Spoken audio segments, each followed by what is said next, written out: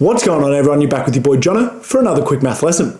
Today's going to be a really quick lesson. We're just looking at how to sketch parabolas incredibly quickly when they are in vertex form. This is going to be something that's really important in test conditions. This is because if something is really difficult further on in the question, if you've got an idea of what the parabola is going to look like, it might give you a little hint to see whether or not those harder questions are correct.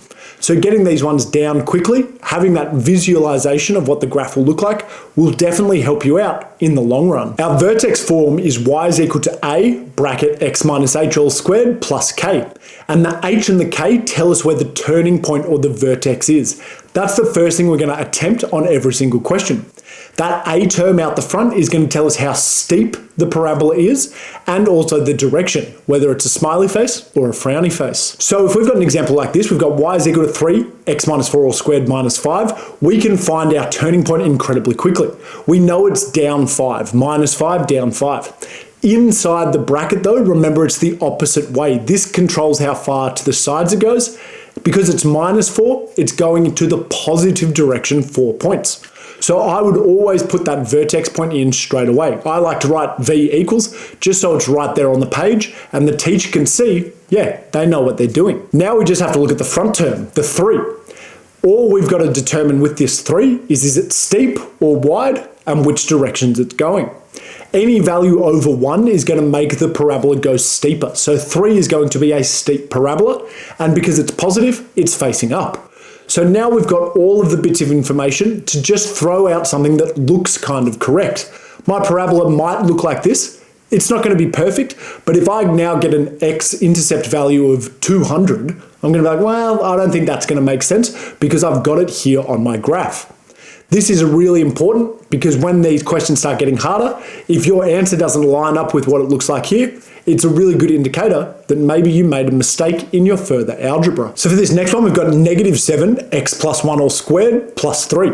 So again, we're going to do the vertex first. Up 3 points and then to the negative side 1. So our turning point here is at negative 1, 3.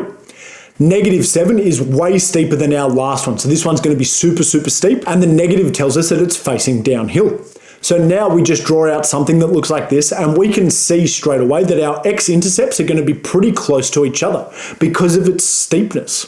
We also know this y-intercept is going to be super negative. So if we get a positive answer for the y-intercept, that is not going to make sense. So this here has a good kind of guess for what our 3 intercepts will be, the 2x and the y, and this could help us out. Finally, if we've got negative 0.5, x minus 7 all squared minus 2, that's a lot of negatives, so we know this is going to be down all the way to the positive side, and then this is going to be a wide down-facing parabola.